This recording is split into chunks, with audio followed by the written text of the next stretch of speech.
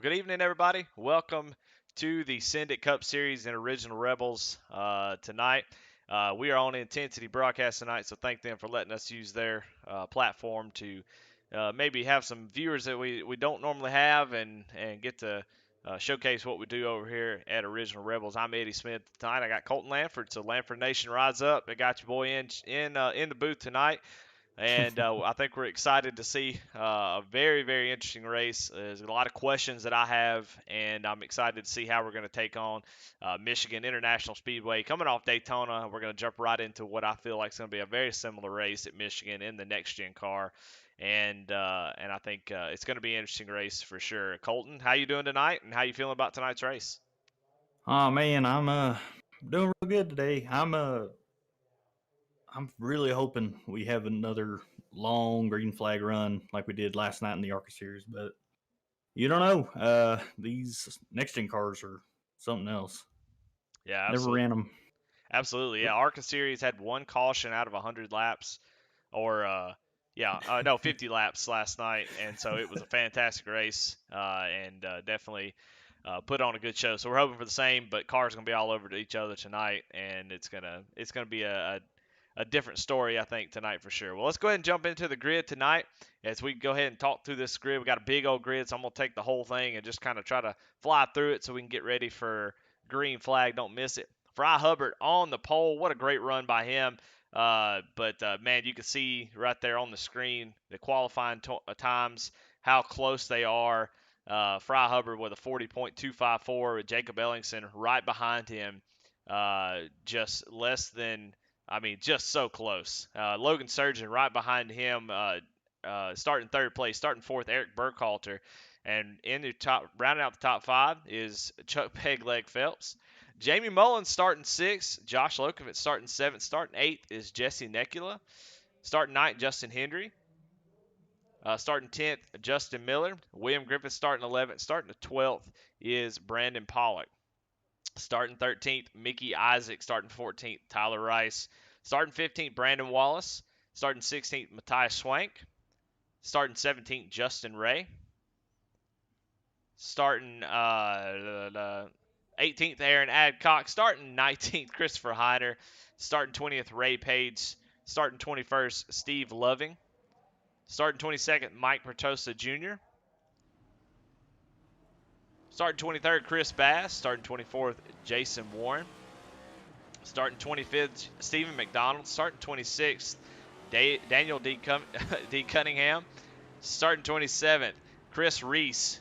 28th, Garrett Kinder. Starting 29th, Christian Deadman. 30th, Kai Shepard. 31st, Cameron Combs. 32nd, Jonah Colbert. 33rd, Kyle Roberts. 34th, Matt Clemens.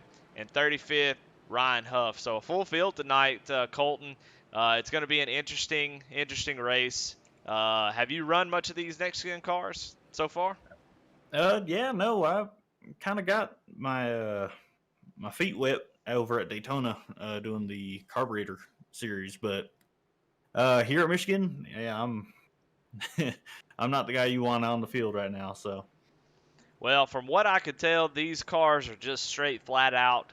Very little tire wear, so much downforce, so little horsepower. It's really, to me, it's the worst thing that they've ever put on the track. But I think when I bought the car, I went out, I went to Las Vegas. I drove 20, 30 laps flat out, never had to lift, and I pulled it in the pits and never drove it again. So, but these guys are going to go 100 laps tonight, a really, really long race. Pace car is going to pull off. Fry Hubbard in the 42 machine going to lead us down to the green flag. 35 racers tonight. It's going to be a big field, and it's going to be wild. As the green comes out, as Fry Hubbard gets a really good jump there as they are. Oh, and a wreck is already happening back here well, in the back.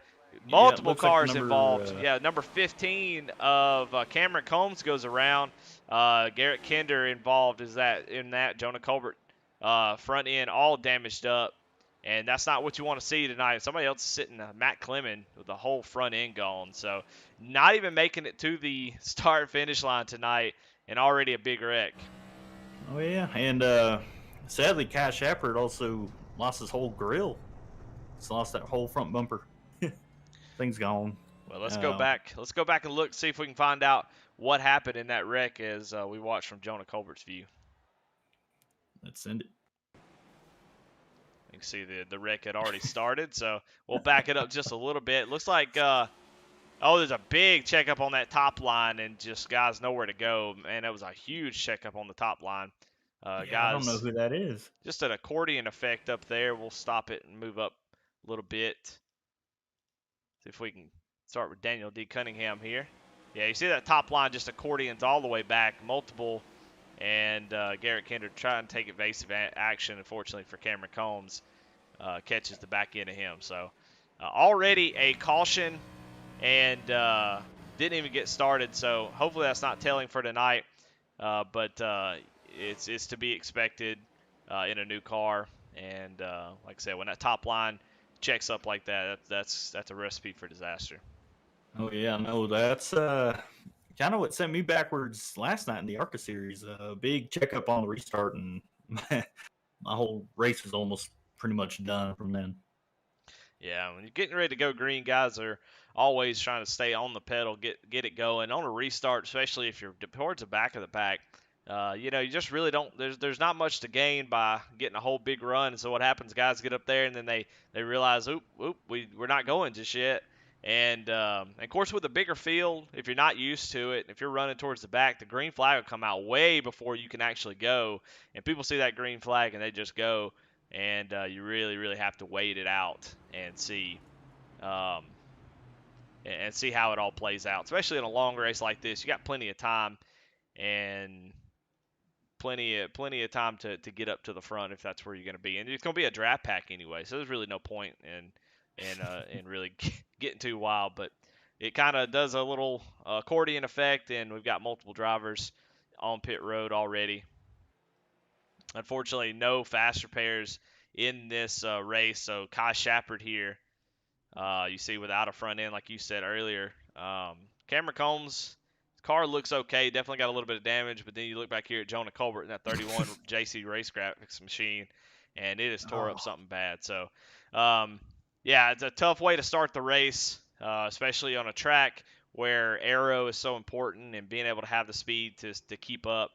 A little bit of damage like that in these cars, it could spell disaster as far as trying to make it to the rest of the race. So, yeah, no, you like especially tracks like Daytona or Talladega, you have to have your nose as clean as possible. But I mean, I was talking to who was it, Adam Lang over the course of the day, and yeah, he was saying you can basically just floor it on this track, and if you don't, you're kind of going to go back to the back of the pack.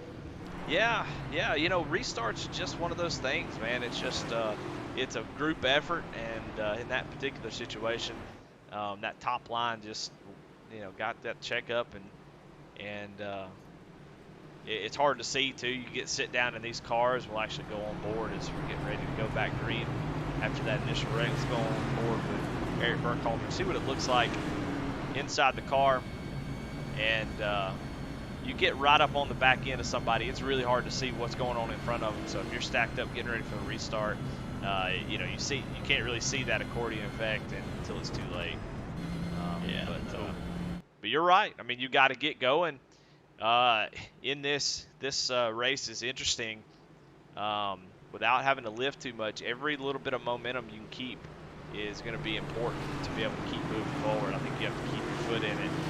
Take any kind of run that you can get, and try not to lose momentum. That way you work yourself to the front, because you have to lift one time or have to get out of it gas for somebody who could be getting passed by 5 or 6 guys by the time the straightaway is over with. Oh, absolutely. And I mean, if you get stuck on that wall, yeah, you're in for a bit of a ride, especially having to try and stay out there so everybody else below you can survive. All right, well, green flag's back out. Fry Hubbard gets a nice little jump. He's going to have the 24 Logan Sturgeon right behind him in a fantastic looking next-gen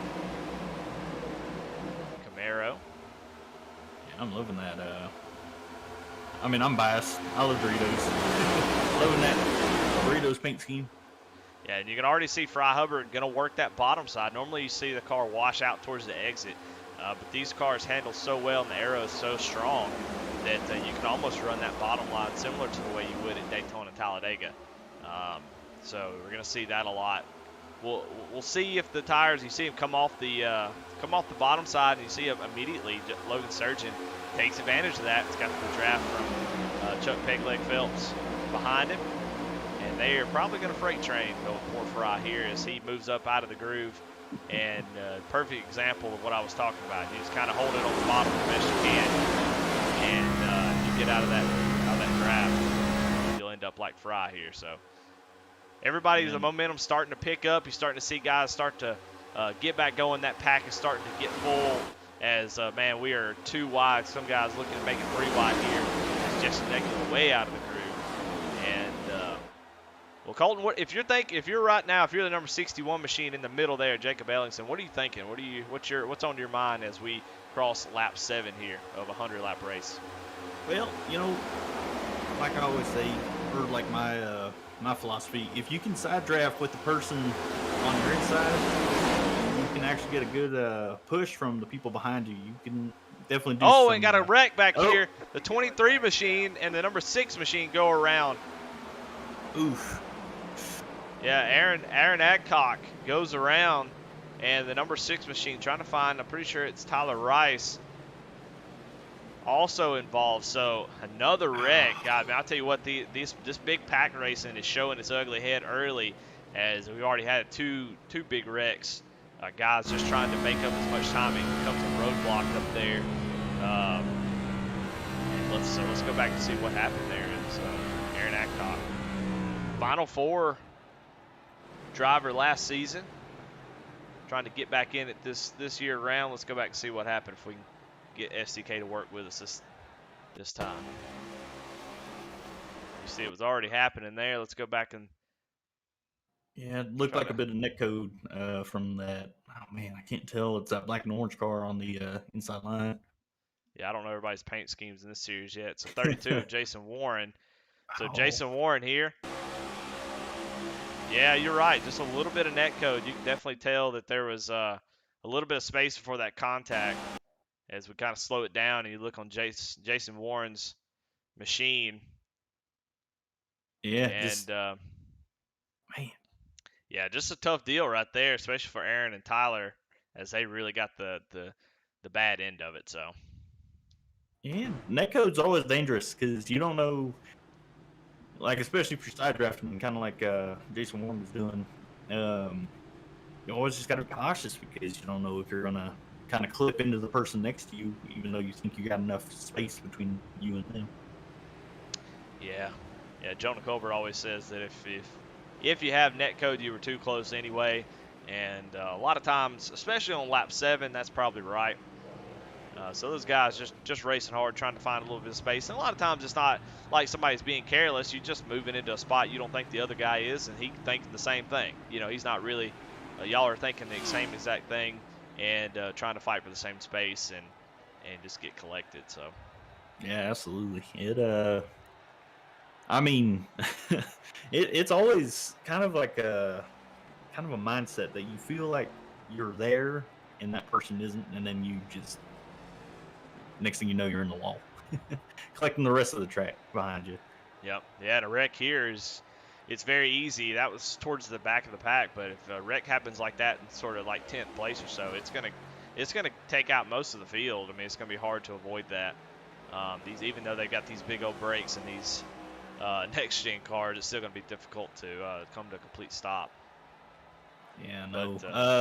I don't know if you saw that, but Kyle Shepard actually has his front bumper back. They put it back on there? That's what I'm talking about. They put it back on there. Well, let's talk about the leader. We got a big fish guy out front. We got somebody in chat, Charles Stevens, shouting him out. So he's got some fans out there, but he is leading this race. And, of course, Chuck Pegleg Phelps right behind him. Really, really excited to see these two up front as they are trying to hang on to this top spot. Stay up front. That's the safest place. As long as you're not the wrecks up front, it's the best place because the wrecks are always going to happen behind you. And I would imagine people up front, I imagine after 2 cautions, We got to start calming down just a little bit. Guys have gotten sort of situated. You got to maybe kind of settle down a little bit, but it's hard to it's hard to tell a racer to slow down, Colton. Oh, absolutely. I mean, nobody likes a caution unless you're like, lap down or something. But no, you just want to keep your foot on the gas and just run it out. Especially like if you're a leader, like my personal experience, you just want to get this race done and over with, and you just want to keep your position.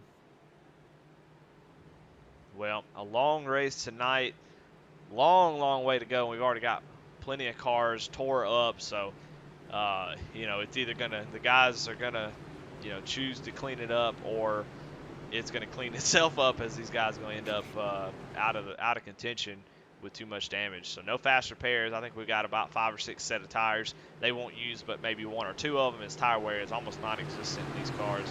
I think after 30 laps here, I think people lost 2 or 3% on the right side. So pretty much no need for tires. It's all about saving fuel and hanging on to that track position. So getting ready to go back green. Pace car has pulled off. Going to get to our third restart. Logan Sturgeon going to lead us down. Gets a great jump. You have to be careful here as he blinks out as well. Got to be careful here as you don't. He's blinking out bad now.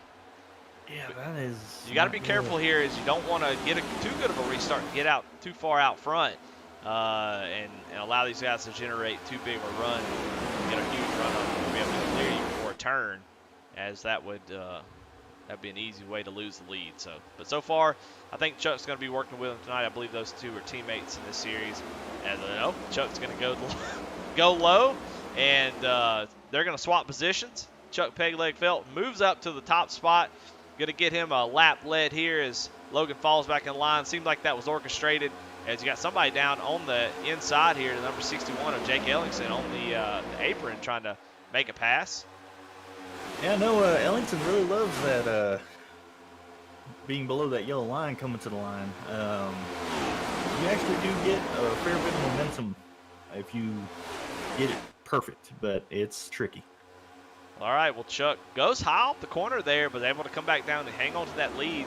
So everybody holds steady here as we go back through the field. Let's watch some of this race. And, we got somebody around. The 42 machine is going around. Fry Hubbard started on the pole, is now spinning down the front straight. I cannot find him. He's jumping down the list. I'm trying to click, and it clicks the wrong person. But Fry Hubbard goes around. So we're under our third caution of the night on lap 13. Fry Hubbard involved.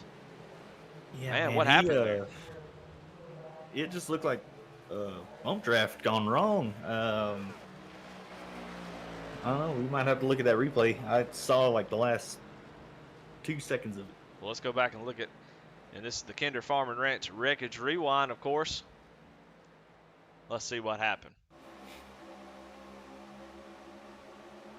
Oh, it looks like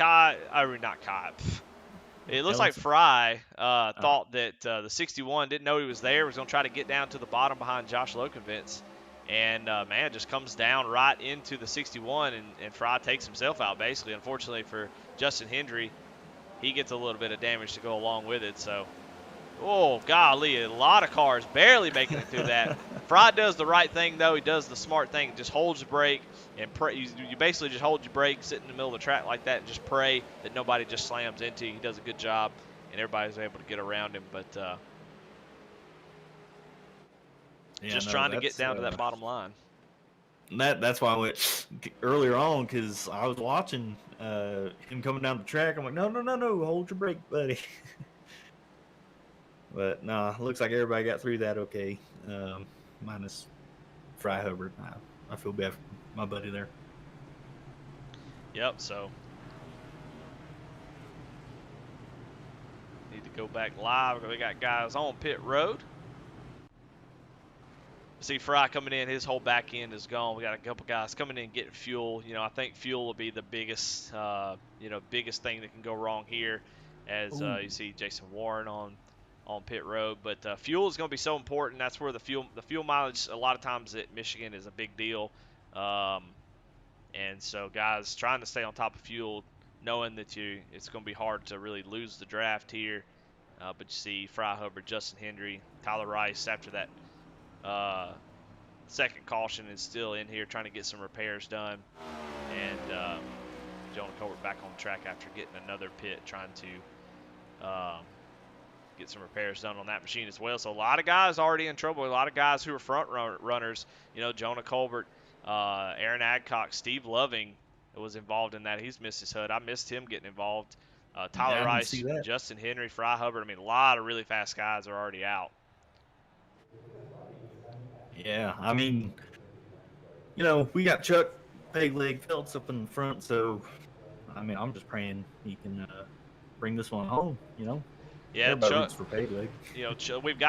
We've had some firsts already. William Griffith got his first league win at Daytona in the ARCA series, and I can tell you, man, there's nobody that works harder, puts enough time into this. I mean, goes out, runs officials, goes around and asks questions, trying to find as much information as he can, trying to be better, because he wants to be. He says, man, if I have to do another loser lounge race, I got to get out of that race. And at the Rebels League, we do a losers lounge where if you've never won a race, never won a championship, you get in there and race each other and get to race your way out of that into the All-Star race.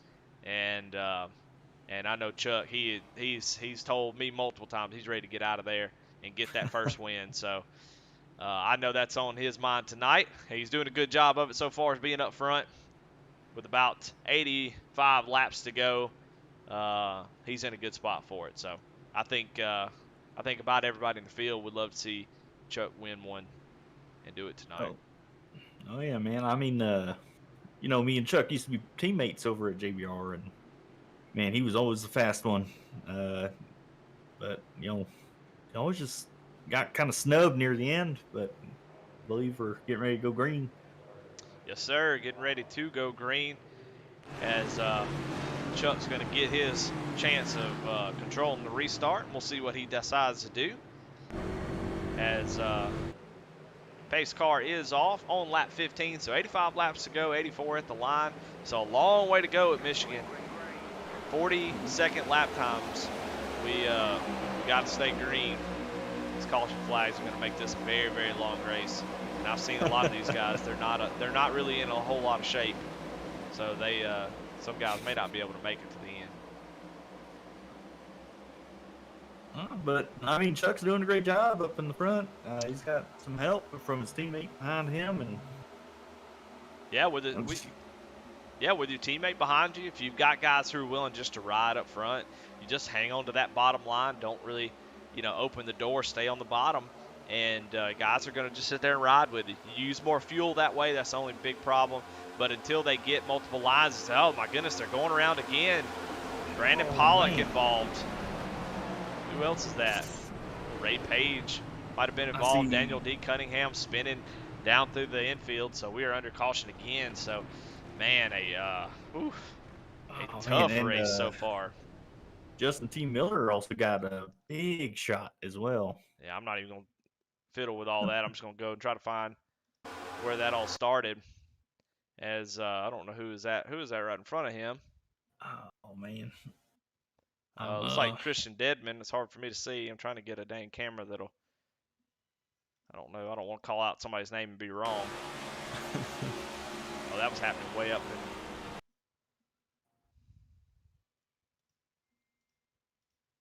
What in the world? We're just gonna have a tough time tonight. That's all it is to it. Man, see, this is what happens. This is why you don't bring me up into the booth, man. Well, man, I'm clicking on these damn names, and it's like the 04 was involved. Brandon Paul. Let's go ahead and back that up. As that's the number one of Christopher Heiner. He's got the 56 car on his outside. Brandon Pollock on the bottom, and man, I'm not really sure what to say about that one. That dang netcode, man. Yeah, they actually went inside of each other, and that's that's too hot for TV right there. Good grief. Yeah. It looks like Christopher Heiner, though, comes down the track. Maybe just didn't know that he was there, trying to give the 56 maybe a little bit of space. I don't know if the spotters are messing up, but it looks like he just didn't know he was down there on the bottom and just sends Brandon Pollock down the track, and other guys just getting involved. Brandon, good Ooh, grief! going for a big Yeah, ride. he did it. He hit that bump in the middle and lost his back bumper. So Well, he's got it back now.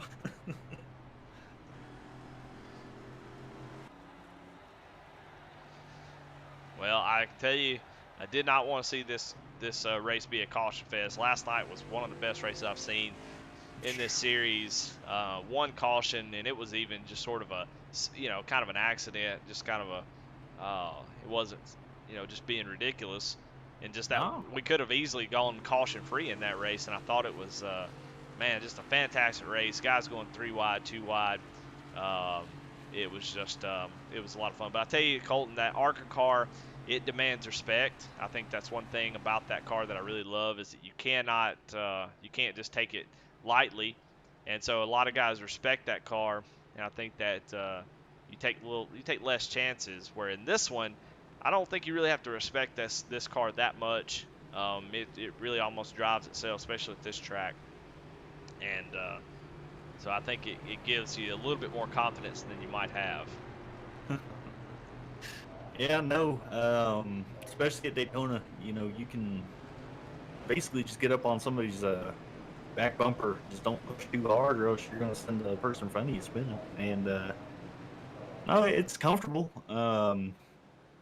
But yeah, no, that ARCA car last night really wasn't happy with me for some weird reason. Yeah, and having to lift the ARCA car, you really have to lift, and it's a fine line of lifting, but also keeping the momentum up, running that high side. Where this is straight to the bottom, full throttle, never lifting.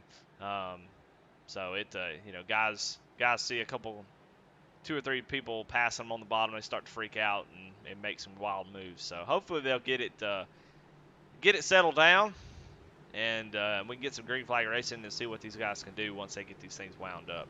But so far, after 20 laps, 19 laps, Chuck Pegleg Phelps and Logan Sturgeon have controlled this race from the very get-go. And we saw the Chuck Pegleg pole award winner, Fry Hubbard, get caught up in an accident. So already some guys with a lot of trouble tonight. And if you're joining us just now, we're on Intensity, but this is Eddie Smith, Colton Lamford in the booth tonight. Call this action. I hope you got your caffeine. It's going to be a late one, that looks like. But Looks like it, man. Getting ready to go back. Green pace car has pulled off. Chuck Pegleg going to have control of the restart again, and he gets a great jump. Hopefully, trying to get his teammate down below him, and they do, so they get hooked back up. So it looks like it's going to be a lot of teamwork required tonight, as these two have shown that if you work together, you guys can control the race, and they are doing a great job as they get a massive jump to the lead. That'll close up quick, but definitely can see what you can do with 2 guys. Oh yeah. No, I was gonna say Jamie Mullins got a great run coming out of that turn right there. Just kind of that slingshot maneuver up on the high side, but like I was saying earlier, you got to get down low. Yeah, you got to have that draft help.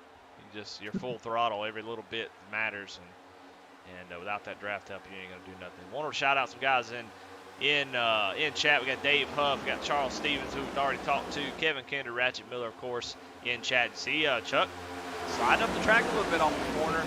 I don't know if that's done on purpose, but he's way out of the draft, and maybe trying to. I'm not sure what that is. He just that's a drive of confidence right there. Hey, I'll move out of the draft and come back down and still be leading the race, and Chuck showing doing a great job. Well, let's go on board with Logan Sturgeon, and let's see what it looks like following Chuck. You hear him lifting just a little bit, trying to just stay right behind him, guard that low line. You definitely hear the car RPMs bog down a little bit, but that's really just from the friction of turning. They're not lifting their full throttle unless for some reason they need to lift. They're not lifting back to somebody. But it's very, very reminiscent of Daytona Talladega. Not that much wheel input. You see the car, it's just basically driving itself. Almost no issues.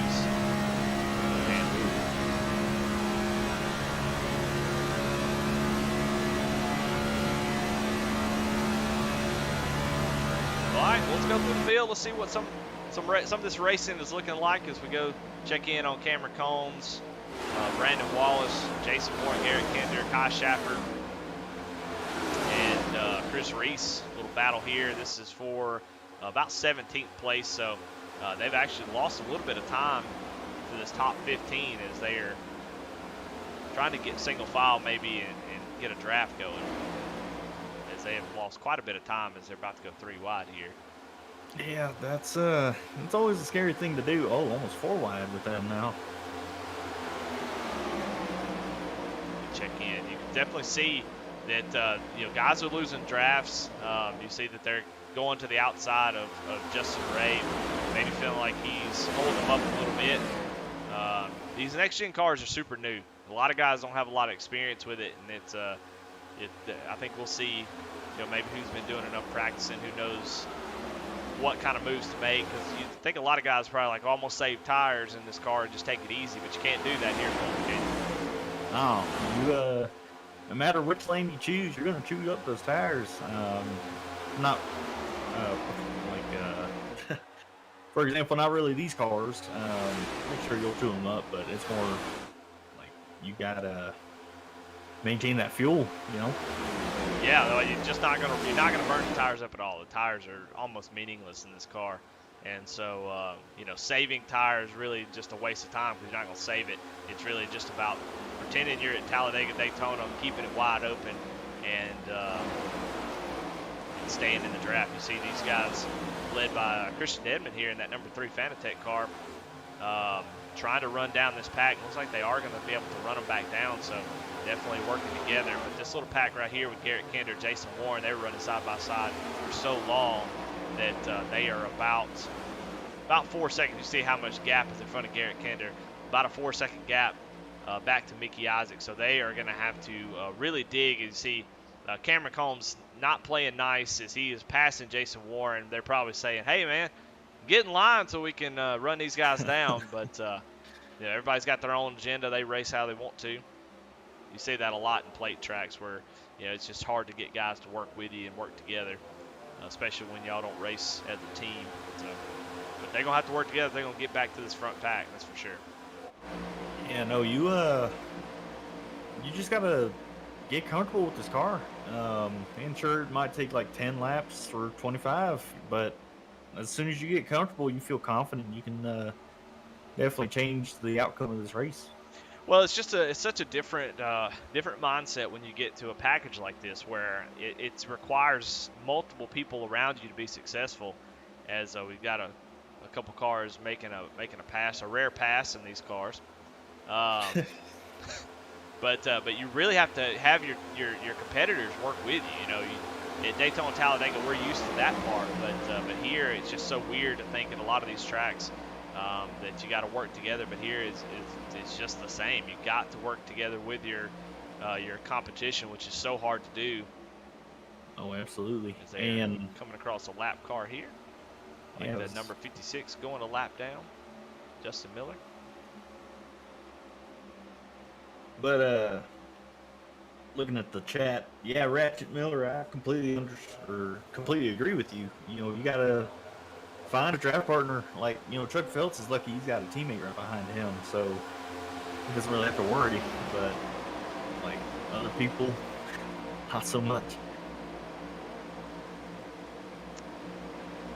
Christian Dedman's group has caught up, and man, that was almost bad. As Ryan Huff is like, well, I'm not lifting. If you want to lift, that's fine, but I ain't lifting. And just, man, they almost get together there as you now see the number 25. Hey, that ain't you.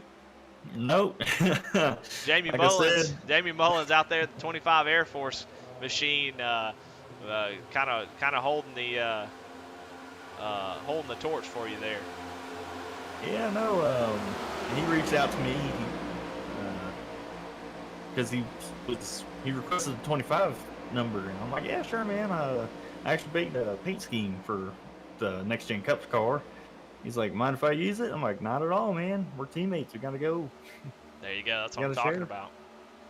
You see Aaron Adcock with a very squared up machine there as he's going another lap down. with that damage. You can definitely tell how much that damage is hurting him. So tough night for Yeah. him.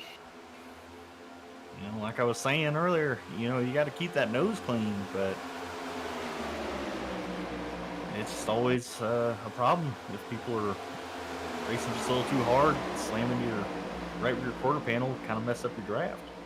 Yeah, as we look as this group led by Garrett Kinder, Cameron Combs, Jason Warren, Brandon Wallace have caught Mickey Isaac and the number 1 machine of Christopher Heiner. And so they are going by them on the outside. I don't know if the 1 and 41 have some damage. They were involved in an incident, but the momentum in this little crew right here has gotten wound up, and they're going by them on the outside. So add a couple more cars to this little group. They are still, let's see, Garrett Kinder. Man, that's sketchy. Yeah, a little nervous as he's coming through lap cars. Yep. Luckily, Michigan's wide enough, but yeah, it looks like this group will definitely catch Mike Bertosa and Mickey Isaac, who are 2 cars running together back here, but then it's another 2 seconds. So I think Garrett Kinder and this group are starting to make a headway towards the front. They really would like to see this front pack start to start racing a little bit, but yeah, I know it definitely looks like they're starting to work together now, but yeah, they're all single file. Got settled down. Of course, this front pack has been pretty settled since the drop of the green flag. So it seemed like everybody's doing a great job of working together. Kind of go through the top 5, even though I've got it screaming right there at the top. Chuck Peg Leg Felt's your leader. Logan Sturgeon running second. Josh Lukovitz in the 79 running third. Jake Ellingson in the 61 machine running fourth. Eric Burkhalter running fifth. Jesse Necula in the 84 Camaro. Ryan Huff running 7th. He's up 28 spots from restarted, so he's having a great run. Justin Ray in 8th there. Christian Edmond in the 3 car up 20 spots, running 9th. And Kyle Roberts rounds out the top 10, up 23 spots. So a lot of these guys have been able to stay out of trouble and get themselves in. Right as I said that, oh my God, the broadcaster curse. They keep it together though. Oh my goodness. They saved me a little bit. The 12 of William Griffith has to check up behind the 3, but yeah, they get a little accordion there and almost have a big wreck there. So scary moment there. I mean, man, that broadcaster curse is real. Wow, yeah. I mean, as soon as I said it, we were watching as they get into each other, both the drivers that I was just talking about. So having good runs, going to drop back a little bit. Going to end up having this pack about a second and a half, but if they get together and get nose to tail, they'll run down this front pack, no doubt. Oh, absolutely. Like running over at Daytona, if you guys link up real quick, you can definitely catch up to the leaders. Well, let me tell you about Chuck in Michigan. I tell you what, in the Gen 6, which is the previous generation of car, last season at Michigan towards the end of the year, Chuck was in a commanding lead, had this race in the grasp of his hand. I mean, he was just right there ready to take his first win. And so he's definitely got the experience, got a last lap pass from Brandon Wallace that took it away from him. But he can definitely get it done here, and he has shown last season to be able to get it done. So I think he's ready to get out there and get get revenge on that last race and get him a W tonight. Oh, we got a spinner. Yeah, Mike Bertosa going around in the track. Let's see if everybody's able to get around Kyle Roberts as well. Man, looks like Tyler Rice got in it too. Oh man, let's go back and see if we can see what happened. Man. It had Kyle Roberts was a part of it. Oh man. I feel like it's netcode again, unless Bertosa just didn't know Roberts was down there. Yeah, I mean, it looks like Bertosa was down on the bottom, and I don't know why it's fast forwarding. But it looks like Bertosa was down on the bottom and saw this train of cars coming to after they, I talked about Mickey Isaac, and it looks like maybe they were catching a lap car, so he decides to go up and moves in front of this pack, and everything was good. Yeah, you almost have number one following. Yeah, Kyle Roberts was involved in that first little incident we saw a few laps ago with Edmund. So he moves up here, and everything's fine at this point. And yeah, you know, I think what happened there is I think Bertosa expected Kyle Roberts to stay there on that bottom line. Maybe, I don't know, they just kind of come together. It's just a weird accident. No, but gotta admit, pit road is busy. Yeah, no doubt about that. Everybody and their mom is coming down. Yeah, I would imagine you're pretty close on fuel. I don't know the fuel run. I don't know what the fuel run would be, but based on what I'm seeing right here, guys willing to come down and get that fuel, that a lot of fuel only stops as well, I think. Try and see if you can get a little bit of patchwork done, but if not, you know, gun it.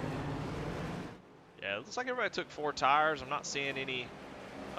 See a couple guys who have stayed out maybe, but like everybody has taken 4 tires that I've seen that's stopped in a pit stall. So everybody coming down getting 4 tires. I think that'll probably be the last set I would get.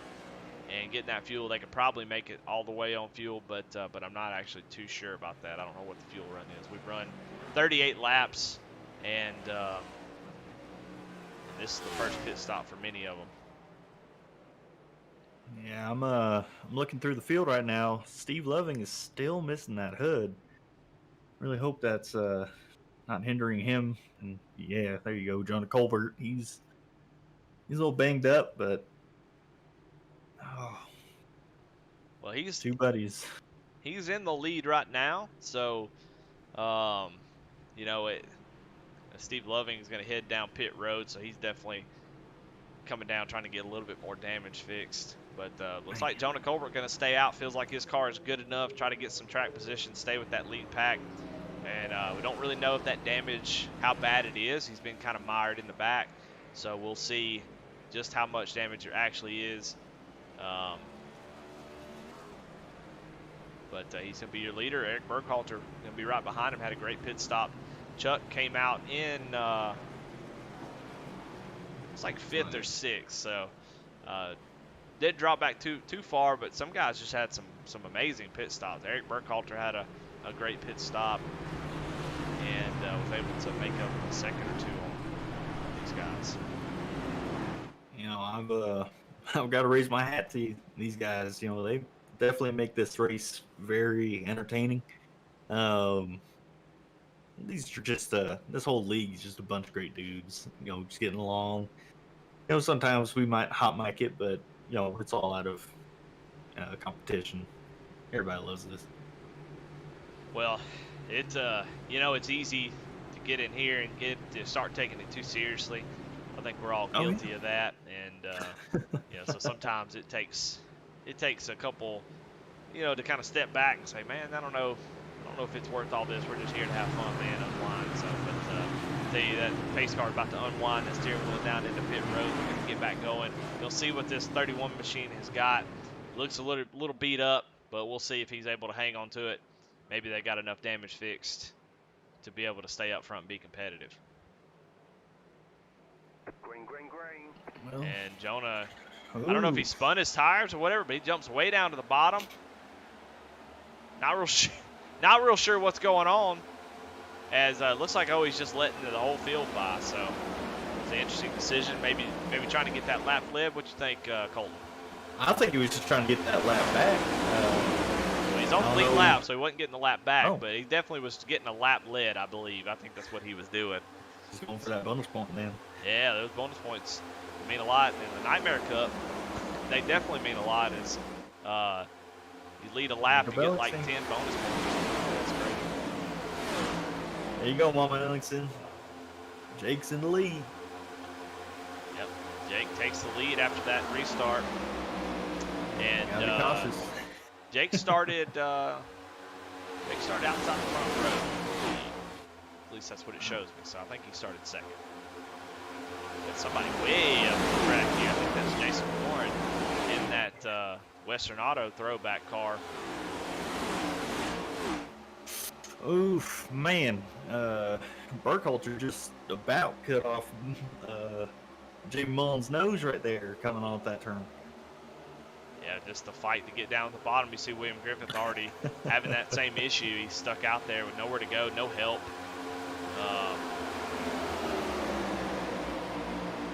At 12 solo, he's side drafting really hard. You start to see that desperation, and you see how many guys, or how many spots you start to lose. As now we're going to go 3 wide here. Jason Warren, Cameron Combs, and Mickey Isaac. Cameron Combs going to back out of just a little bit, allow Jesse Necula to get up to the inside of him. So we're having a bunch of racing going on right here. Oh, that's beautiful. Love the sound of these cars going around the turns. I don't even know anymore. Well, what we're seeing, I think, is we're seeing guys trying to make moves and get towards the front, but it's so difficult just the way this package is. Once you get wound up trying to find, we see Garrett Kinder, Jason Warren trying to make that top side work, but as they do this and they're not able to get past this pack here, what they're seeing is these leaders getting together, running single file and starting to pull away. We've seen a couple, breakaways, about 2 or 3 packs of cars after a while, and these cars break away, and you have to really work together with somebody to run them down. So you see Justin Ray, then you got Mickey Isaac and Jesse Necula, Cameron Combs, and if you get racing racing side by side for too long, you lose the draft. And once everything gets settled up and the draft really takes hold, you could be outside looking in. Yeah, I know. A little checkup here between Chuck Pegleg and Josh Lokovitz with Ryan Huff trying to go to the inside. Kind of wonder if something happened up in the front. I don't know if Jake might have gotten loose or if Chuck just got a little uncomfortable. No, Chuck was fine. I think something happened with Chuck in this little pack right here. Jake's up there with Logan. He's doing good. They're running nose to tail. But something happened back here in third and fourth, and they kind of got broken up a little bit. You see them kind of spreading out. But that's going to allow these cars that I was talking about earlier, maybe, in danger of losing the draft, that's going to allow them to get caught back up. So that's good for them. As let's go on board with Jason Warren. You see he does have that draft. He's going to be able to stick with that front pack. I apologize. I'm just looking at the little logo on his banner, on his name tape. What are you talking about? Oh, I got you. I'm scooping what you pooping there, bud. All right. Well,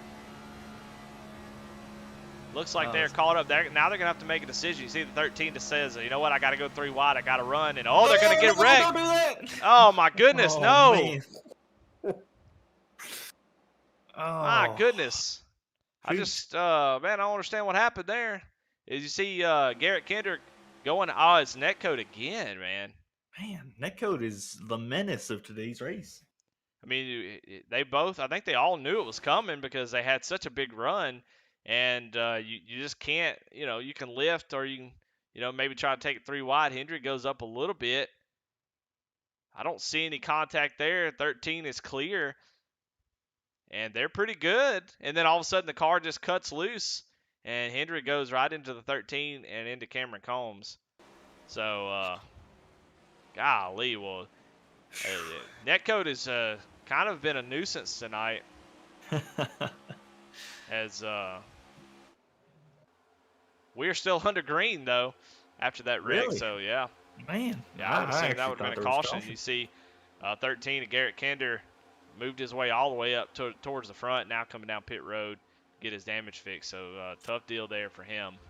Yeah, you definitely hate to see it. Of all people, too, Garrett Kinder, such a great dude. Man, netcode. Yep. Well, Jake Ellingson still leading the way. Logan Sturgis running second. Chuck Pegleg Phelps is caught back up, and they have gotten back into this little lead pack that starts with Jake and ends with Justin Ray here. As Christian Dedman, Jesse Necula, these guys, after that incident, kind of broke them up a little bit, so they're going to have to get caught back up. As, wow, Logan Surgeon on the white line going under. A little bit of contact. Yeah, that's a strong move there. That's an interesting move. Go back. Here comes Yeah, once they everybody else. complete this pass and they get settled, we'll go back and see what happened there. Is what caused No. is Logan? Oh my goodness, what in the world? Jacob Ellingson, just the wheels are coming off, man. Is just having. Whew. And he comes down pit road. My goodness, that was a crazy little deal there. Let's go back and see what happened.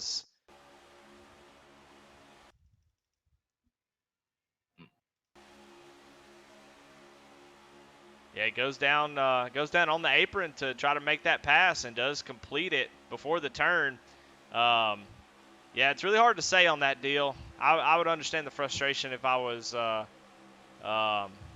Jacob Ellingson. yeah, because he had to concede it. There is no yellow line rule at Michigan. You know what I'm saying? So the apron is fair game. So I know that it'll be brought up that he went below the yellow or white line, but fortunately, that's not a rule here. And unfortunately, it's a weird deal. I'm not making calls or anything here, but he wasn't able to complete the pass before the turn. So Jacob, was able to hold that bottom line, going into the corner, and Logan you can't make that pass on the apron like that. So they get kind of together, and then Jake starts, kind of going to the back. That's a tough deal there because, like I said, it's just the package is so much like Daytona and Talladega that you think that yellow line and white line is safe, but it's not. Oh, I see what happens. Yeah, Jacob, out of frustration, just trying to get back onto that bottom line, and has a little contact trying to fit his car in there, and looks like he had just had enough and decided to pull off and call it quits. Yeah, it's the old adage, rubbing racing, but man, that was sketchy because that could have taken out the leaders right there. Yeah, yeah. Like I said, it's that's a tough call from all angles because, like I said, we're doing basically super speedway racing, but the rules are just not the same. Daytona and Talladega, they have a yellow line rule, but here, the apron is safe. Yeah, the apron is a place you can make a pass. It's just always been assumed that you got to be able to make the pass before the turn because it's not the driver on the top side's responsibility to give you that lane going into turn one. So if you make a pass on the apron, the idea is you run it down the apron in 1 and 2. So, like I said, not really my job to make calls. Both drivers could have avoided that. Unfortunately for Jacob, he was the one that was on the bad end of it. Yeah. No, no, racing's racing, man. But yeah, and then you get the frustration. You see that of Jacob Ellingson, and the frustration of these races. Sometimes it gets the best of you. Is you try to get down into the bottom, and the room is not there, and you get kind of spun down. And I understand that frustration for sure. Ooh, see a little bit of smoke right there, yeah. Oof, man. No, I gotta give it to these guys. We've had a few instances where it looks like we're about to get a big one here at Michigan, and they keep it going. Yeah, I'm a little surprised to see Jake pull off like that. Definitely had a fast car. I know he kind of got down low and maybe lost his lead draft, but there's definitely cautions. It's just a little bit over halfway. Definitely a long way to go, and he definitely wasn't out of it. So, but we got some racing going on back here to see Chris Bass. Hadn't talked about him that much tonight, as he is on the outside. He was a racer last season, extremely fast driver in the Gen 6 car. We'll see how it translates over into this new car, but he is making his way with some help from Jesse Nekula and Jason Warren, trying to make that top side work. And I can tell you, Colton, if you get enough folks on that top side, it will work. You just got to have guys willing to get up there and do it, and he is trying his best. Yeah, no, take it from me. I'm always the one up on the high side, just trying to make that high side work over at Daytona or Talladega, any kind of super speedway racing. And contact. You have to have some help, or else you are going to lose a lot of spots. Well, you can definitely see Chris Bass doesn't have enough help, and so he's trying to rely. Oh, Burkhalter's around. Sorry to cut you off. No, it's fine. Check in on Burkhalter is he is towed, so we under caution. So that does bring out the caution. So I don't know what happened there, but it looks like Burkhalter goes around. Let's go back and see what happened.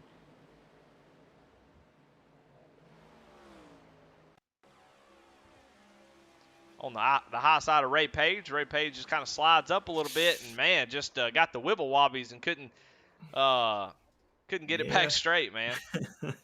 Just fishtailing it, trying to keep it under control, and I've done that a lot, and it breaks your heart. Yeah, it looks like he maybe the motor was gone, and he parks it, so takes him a tow, and he is done. Man. Well, man, I feel like the race should be almost over, but man, we have got a long way left to go. We've got about 43 laps left in this race, so a long way to go. I mean, I don't know. What do you think so far about this package that's set up tonight, Colton? As we're just a little bit over halfway, trying to get this thing settled for the end of the race. Well, I'm really liking what I'm seeing. I was just about to say I would probably play it safe, see if you can get a new position up front with a really quick pit stop, maybe take just right sides. But yeah, I kind of wish I was on the track right now. Well, no doubt about that. But we'll see what guys are going to do. Are they going to take 4 tires? They're going to take 2. Definitely going to fill up with fuel. Based on what I think I know about Michigan, I think you'll be pretty dang close, if not good, from here on out. So we'll see what guys are willing to do. We might grab somebody, pull them up here, and see what tires are looking like as far as. And you see a lot of guys pulling that strategy card. As you see, Jesse Nekula going to come out with the lead there, taking 2 tires, I believe, on that start. 2 tires full of fuel, it looks like. So you already got some guys rolling the dice. Jesse Nekula being one of them, comes out with the lead. And Chuck Pegler Phelps right behind him. Man, Logan Sturgeon, I'm not real sure if he had some damage or something with that contact, but he dropped back all the way to 8th place. I was actually watching Sturgeon. It looked like he overshot his pit stall by like an inch. Oh, man. Well, I saw him back up. Ooh, yeah, that's a killer, isn't it? Oh, yeah. That is a killer because every little position is going to matter. Don't want to be giving up spots on pit roads. That's a tough deal. No, definitely not. Pit stops are just as crucial as keeping your nose clean on the track. You don't launch right when your car drops after getting your side tires done. You're going to lose a few positions, if not all. Well, all right. Well, let's talk a little bit about the top 10, see who's, coming and going. We got Jesse Nekula. He's been up in the top 10 pretty much all night as we're getting the one to go here. Jesse Nekula, Chuck Pegleg's been up front all night long. Josh Lokovitz as well. Got newcomers Chris Bash, Jason Warren, Ryan Huff. Guys started towards the back and finally made their way up to the front after lap 60. And Justin Ray as well in 7th place. Logan Surgeon in 8th. Chris Reese as well has made up a lot of spots, 18 spots. And then behind him, Jamie Mullins, your top 10. So I'm happy to see my teammate up in the top 10. There you go. Well, we started with 35 cars right now. We have I'd say we have about 22 cars, maybe 21, 20 that are actually, now I think we have looks like there's about 19 cars without any damage. A lot of cars with damage who have tried to get repairs, no fast repairs in this series, and try to get these cars fixed where they can run and be competitive. But so out of 35 drivers, about 15, 16 of them have been involved in some sort of incident. Just the nature of this pack racing. Oh yeah, and I was kind of curious because I saw Jamie Mullins. Oh nope, never mind. Going green. Yes, sir. Jesse Nekula going to control the restart.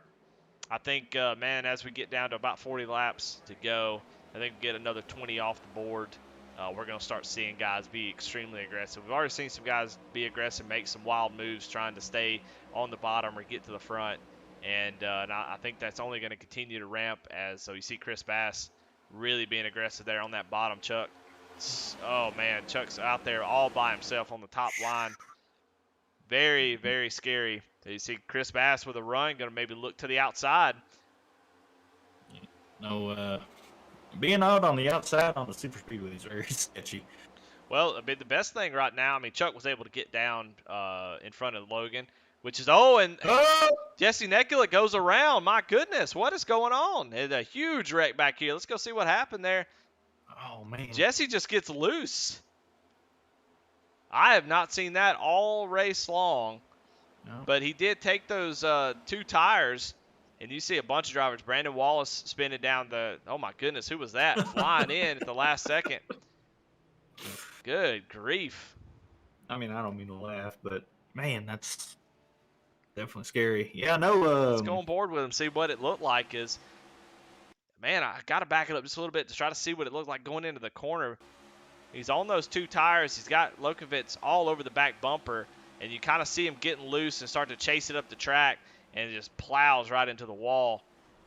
Chris Reese gets a little bit. Kai Schapper, Brandon Wallace, multiple drivers kind of catch him as he comes back down the track, but just gets loose on those 2 tires. So, hey, that's anybody that was thinking about taking 2 tires, Colton, do you think you might be second? You might be thinking, well, maybe not. Oh, yeah, definitely. Especially being out in the front, you're on really warm tires and really cold tires, especially on this track. You definitely need to be cautious about getting onto the gas so fast. You kind of have to ease into it until your new tires are warm enough to actually carry your car through that turn, or else that's going to happen to you. You're just going to fishtail it, and you're just going to over-adjust. Or, sorry, not over-adjust, overcorrect, trying to save it. Yeah, you're gonna be inherently loose, just like what you said, with the different temperatures on the right side versus the lefts, and you have cooler right sides. And you go down in the corner, especially being out front, so that car is tucked in behind you, and so you lose a little bit of that downforce. And then when you come across like he did, he kind of was up a little bit and came down to the bottom and gets towards the apron and gets loose. And then once it starts to go, man, it's tough to try to get those things back. So he tries to catch it a couple times and ultimately just nosedives it into the wall. But yeah. See, somebody else was involved in that. Chris Bass. He's gone down and got some damage fixed after he got his front end kind of clipped by that wreck, but it doesn't look too bad. Just a little bent up. See that splitter kind of crinkled a little bit. Was it Chris Bass? I saw a very nice looking blue, like a chrome blue with like a matte yellow. He was behind Jamie Mullins, but I don't see him now. I'm looking. Well, our new leader, Josh Lokovitz, as we come to 1 to go, Ryan Huff on the outside, Jason Warren running third, and Chuck Peg Leg Felts in fourth. Logan Sturgeon round out your top 5. So got some new players up front. Had some guys get up there, and now they're gone again. So it is wild. It's been wild up here. I don't know if the racing has been exciting or just perilous. I think perilous may be the word, as it just feels like guys are just one little small mistake from calamity, and that's been kind of the deal here. As once you get kind of loose or something like that, you're not saving these cars. The 87 cars, you can get up there and be cocked 45 degrees to the left and still be able to right the ship. But these cars, once you're gone, you're gone. Oh yeah, and I'm pretty sure I know what Chuck's and Sturgeon's game plan is going to be. I think Sturgeon's going to kind of hang back just a little bit, let Chuck down in front of him, and they'll just get back together. Yeah. I mean, like I said, if you're watching and if you're in the race, you definitely have to think similar to the way that they race on Daytona, Talladega, your mindset has to be, I want to be up front, I want to stay out of the wrecks, but I need to be able to jump up in that outside line when it's go time, because you get enough people, we've already talked about it, get enough people on that outside line, it will be competitive. And so we'll see um, just how quickly Chuck tries to get down to the bottom, or if we got some guys that are wanting to make that high line work. I mean, that high line isn't too bad, but I'm just talking about ARCA experience. I don't know how it is up in these next gen cars. Well, we Yep, there we goes watched Chuck. we watched a little bit of practice, and it was very similar to the old draft model where you're able to get two or three lines going. You just got to have the help, and so far people have been glued to the bottom, and they haven't been willing to get out there and make it work. But you get enough cars and get enough people going, they can definitely get up there and make those top three lines or top two lines work. Just got to have the help. You can't do it with two drivers. Everybody's just bailing out, trying to go to the bottom as Jason Warren gets not sure what happened there, but he gets a little wild and out of shape. And he's going to lose a spot to Chuck and probably more. And it looks like Sturgeon's coming up quick. And here comes Jamie Mullins, too.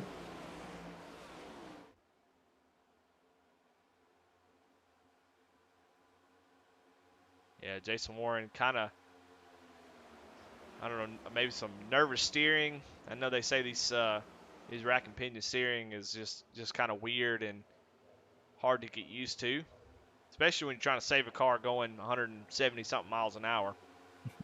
Oh, absolutely. You always have to keep your head on a swivel, you know. Yeah, I think the steering box is probably a little bit easier to catch the cars. We watch this battle here, 7th, 8th, and as Jason Warren has gone from 3rd all the way to 8th just by that one little bobble. So you see how every little mistake means so much, and you can't make too many mistakes.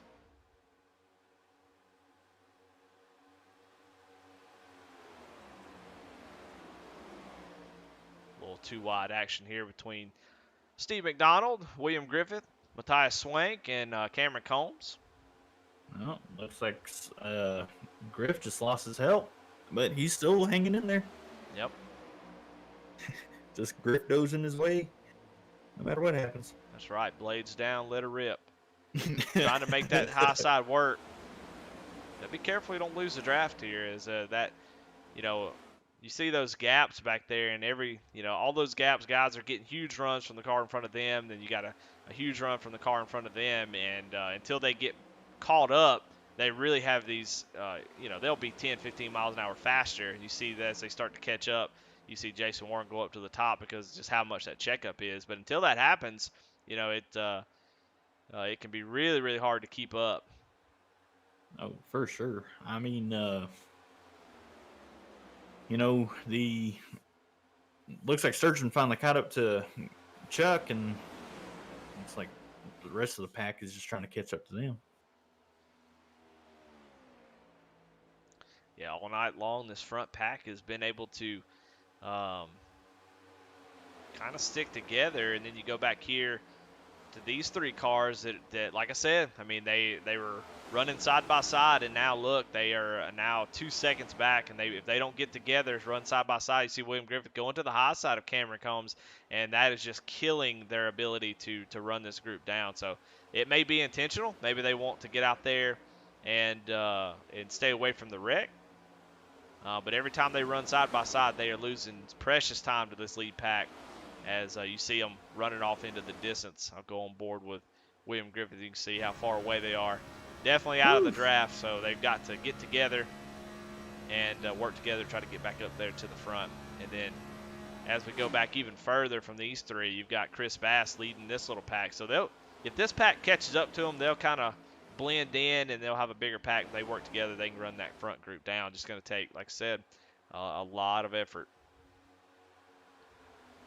And Jamie Mullins is he's got a little bit of help, but man, he's just trying to get the side draft running, but on these turns is kind of a pain, looks like. Yeah, it's always funny in these type of races is guys get up there and they're just like, hey, I'm willing to stay up here, and I'm just letting y'all know if y'all want to jump up here with us, we're ready to go. It's almost like they're just kind of, honking the horn, being like, hey, if y'all ready to jump up here, y'all let us know. Come up here, we'll go to the front.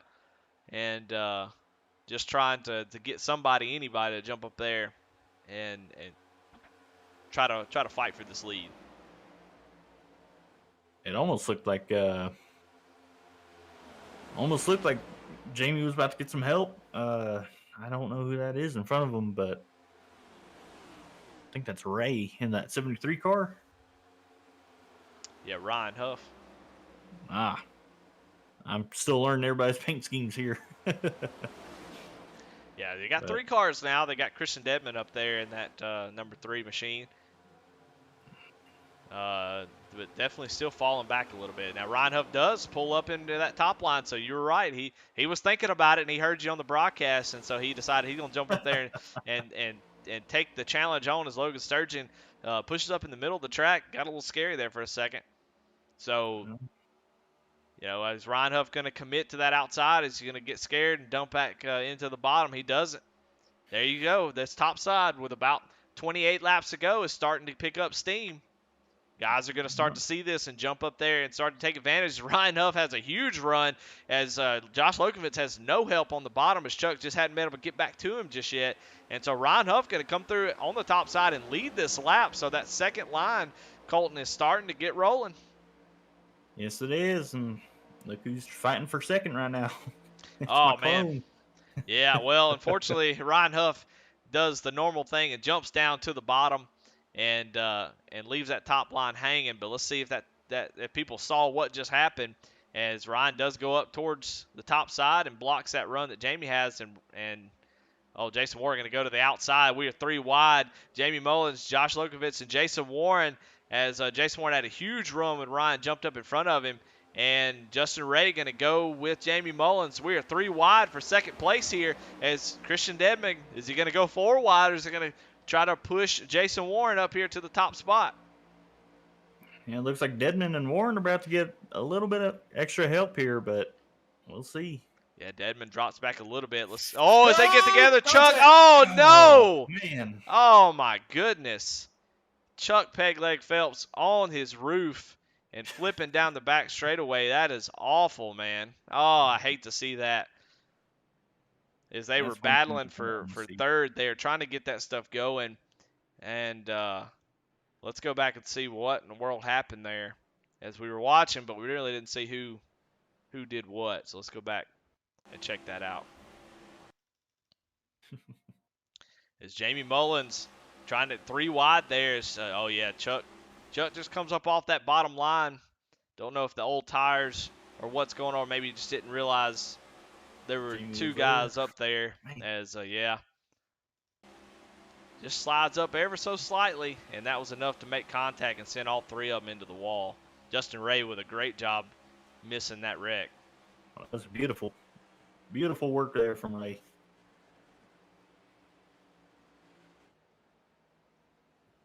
My goodness, man. It is this has been a wild race.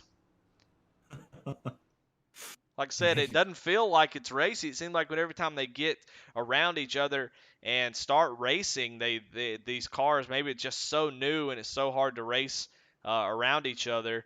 I don't know how the air works. I know on the Gen 6 car you could really use that side draft to your advantage, and so I don't know if how much it upsets the car. How it really affects the handling. But it seems like when guys have gotten together, they just like I said, calamity just ensues. So definitely a learning experience here tonight as guys are getting to maybe not the first real track, because like I said, this is like Daytona Talladega, but it's definitely the first non-plate track. Yeah, it might have been nerves too, like you were saying. I don't know, these bumps really kind of, if you hit them just wrong, it'll make your heart stop for just a split second. You got to make like another split second decision. Yeah, I hate to see that for Jamie Mullins, who's on pit road, got a lot of damage right in front of him. Chuck Pegleg Phelps been running up front all night long, and then Jason Warren had made it all the way to the front, and with that incident, that's gonna make Man, it difficult for those guys. I mean, they're pretty much done without any kind of fast repair. And Jason Warren's front splitter's gone. that's you know, you got to stick with it. Go out there and try to get a few points if that's what you're into. But unfortunately for these three, they are probably done. Man, that's just tough to see too. Like, Chuck had a fast car all day. He had his teammate Sturgeon right behind him, pushing him along, trying to help him along. Just one false move. Yeah, that's all it takes. So right now, though, Ryan Huff, the biggest mover of the race, um, doing everything right, finds himself in the lead with about 25 laps to go. We'll see if we get the one to go here, and we do. So we're going to go green with 23 laps to go, and going to have a 23 lap run to the finish with about 40 seconds a lap. Still quite a few laps left to go, but we've already seen the intensity start to pick up. Guys willing to go 3 wide. And trying to make moves, trying to get themselves to the front. Ryan Huff with a great time, timed ability to get out into that top line when it had a big run and get himself out to the lead. So it was a great move by him.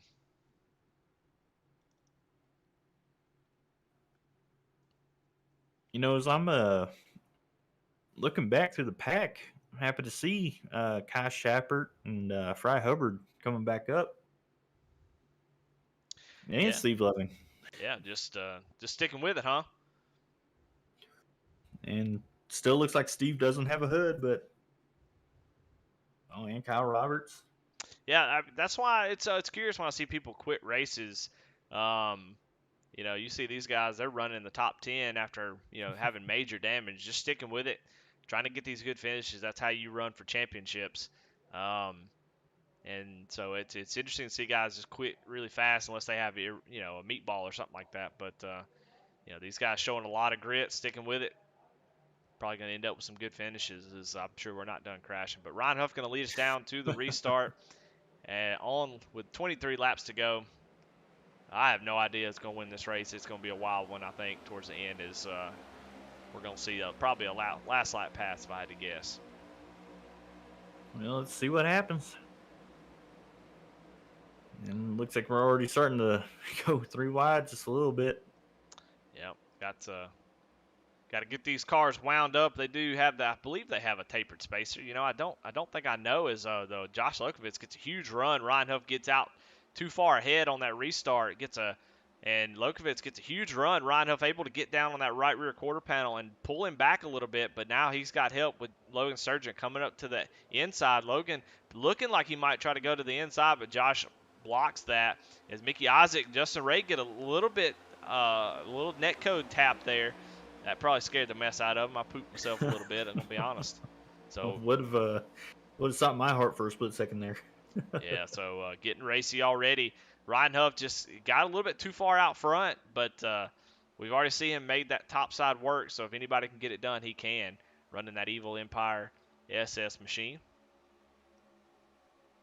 Yeah, no, Sturgeon's doing a good job trying to stay behind 79, but man. Yeah, Sturgeon is going to be the wingman of the night, as he has been in that bottom groove on the second row all night long, pushing whoever was in front of him, and has done a great job of keeping himself in contention, staying out of trouble, and hasn't really had any issues tonight, and finds himself in the catbird seat. So we got Jamie Mullins coming back down pit road, trying to get a few more repairs. We got Burkhalter still sitting on pit road. See Chuck Pegleg Phelps coming out too. So guys trying to get back into the race, multiple laps down, but try to get as many spots as they possibly can. Ooh, it looked like Huff got a little loose there. A little bit of a nudge from Griffin, but they keep it going. I was happy to see. Yeah, still green. I can't believe. Look at Kyle Roberts here with no rear bumper on there. His spoiler is still intact, so I guess that's important. That's the most important part. That spoiler is still up in the air and keeping that car planted. I can't imagine it drives great, but you definitely see he's got plenty of speed, and he's able to keep up with this front pack. Oh, absolutely. Oh man, just Ryan Huff going to go to. watching. Sorry, No, go ahead. I was about to say the same thing. Looked like Ryan Huff was just about to clip Bass, but Bass made the smart decision, got out of the way. It looks like Bass is gonna try and help out Huff now. Yeah, guys running single file, just planning out the next 20 laps or 18 laps as they come to take 18 to go here. Trying to plan it out. So you got Burkhalter a lap down in that 71 machine. But yeah, just trying to plan out how you're going to attack the next few laps. Try to get yourself in position. Logan Surgeon in probably the best position to make something happen. As 3 wide here is Chris Bass trying to make that top side work all by himself. But yeah, you want to be in Logan Surgeon's position. Oh, got one around. 41 car Ray Page. Ray Page goes around. Caution is out. Let's go back and see what happened. Yes, sir.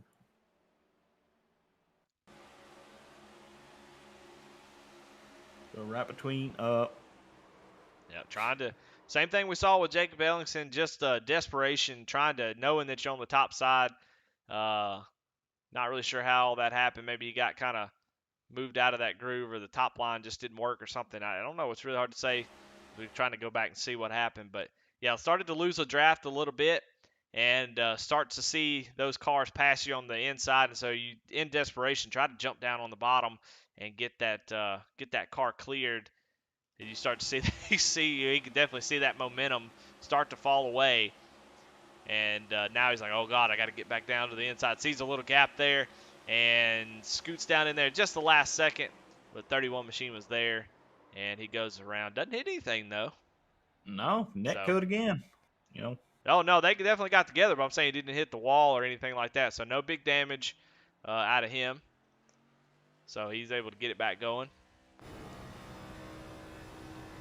I didn't. Huh. I didn't see any real contact between him and Colbert, but you never know. It's always kind of scary.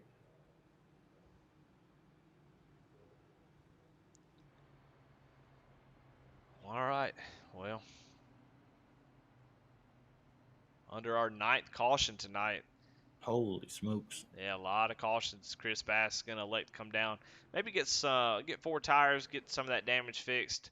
Only 18 cars on the lead lap, so not a bad idea if you're trying to get even the smallest advantage you can get. So he comes down, maybe gets a little bit more damage repaired, gets 4 tires and fuel, and he comes out.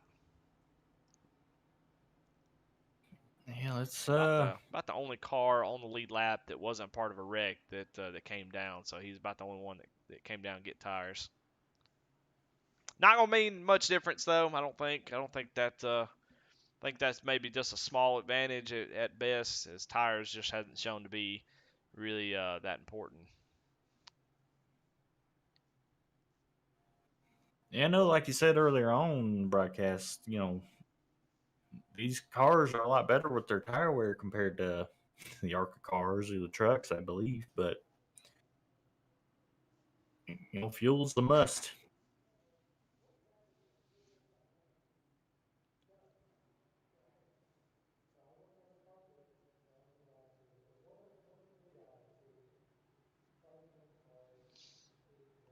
All right. Well, while we're in a caution, we'll take some time and talk about some of our sponsors. We've got the Best Paint Award to give out tonight.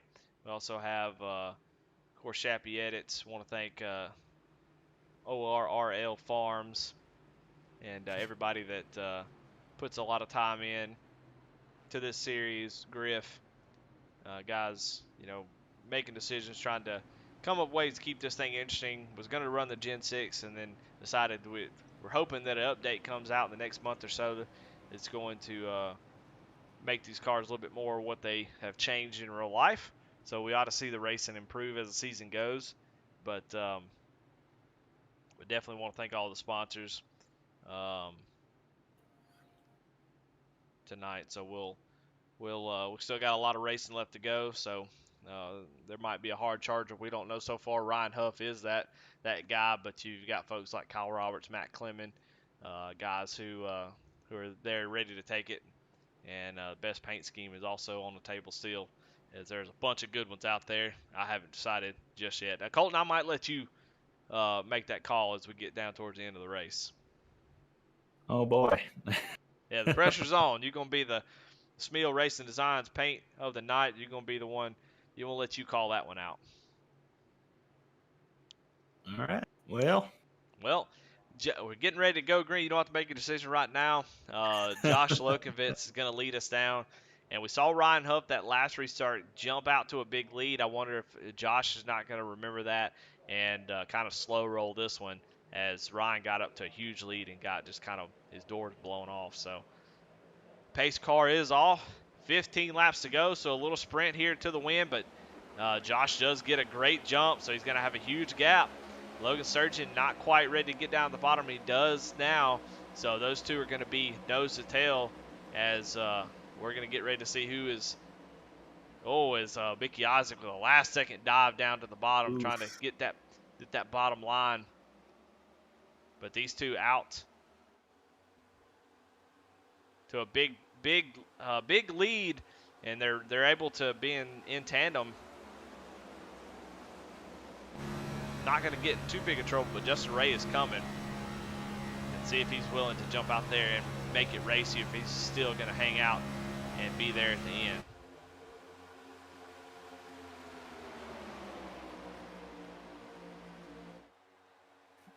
Kevin Kinder says number 24 for the win.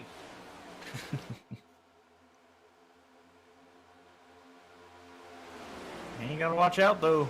Griff is riding that outside line.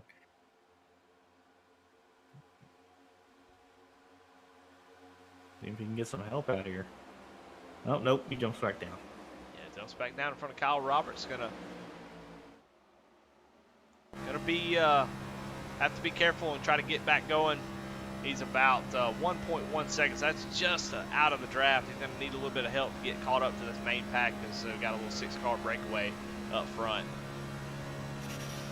Man, it's getting dicey right behind Griff, too.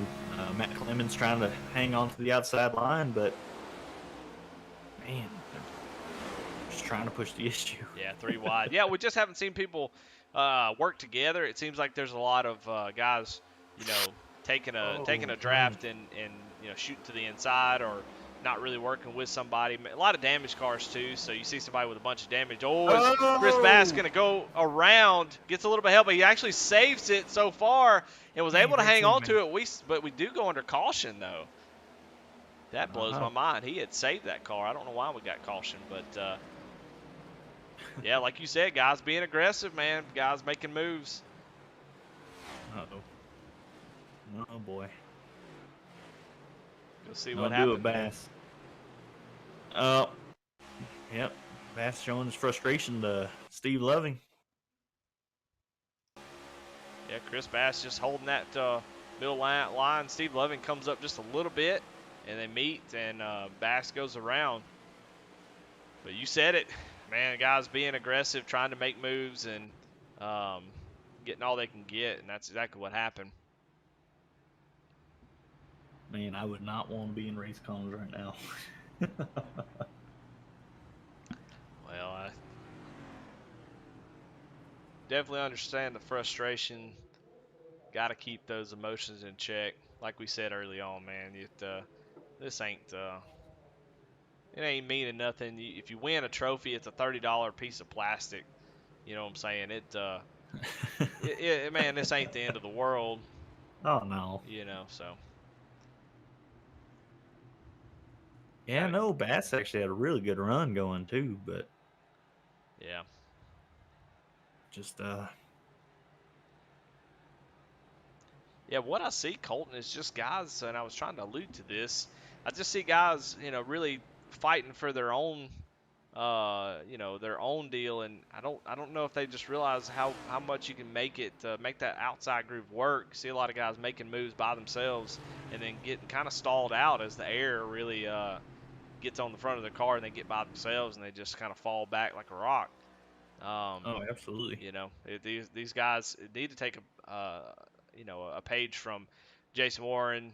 I can't remember who Logan else was up there. Sturgeon. Ryan Huff, who got up for Justin. Your teammate, Jamie Oh, Jamie Mullins. Mullins. Yeah, got up there on that top side, working together, was able to get Ryan Huff out to the front on the top side. So, um, like I said, it's going to take some guys to really work together. That's hard to do. Not take every run that you get because you're going to end up stalling out. Yeah, no, it's this is definitely a team sport, or NASCAR is. But you definitely need somebody to help you on to just to try and get your draft and kind of help you catch up to the leaders. But you know, like you were saying, you just need to keep calm and move along. Is what I say. Yeah. There's definitely a transition from the Gen 6 to the because like if you take the Gen 6 car on here, you can make those passes by yourself. You can make moves alone and don't need any help. And there is a little bit of off throttle time. It's still kind of a draft fest, and the high side is definitely the place to be in those cars. But here it's just so much like Daytona Talladega that you're trying to do everything by yourself. You're gonna have to have help. If you go and try to pass that guy because you got to run, you might hurt both of you. So I think the winner, if it's going to come from the top side, is from somebody who, you know, gets with a teammate or something and gets a couple guys to jump up there. Because we already saw Ryan Huff really passed for the lead with ease. So if we see that happening, I think that's where your win's going to come from. Oh, absolutely. I'm not against it. I can definitely see it happening from Huff, but who knows? Oh, good to see Chuck and Jamie back on the track. Looks like they got their repairs done. Yep, just trying to fight it out, get as many points. I think there's definitely way more damaged cars than there are clean cars out there on the track.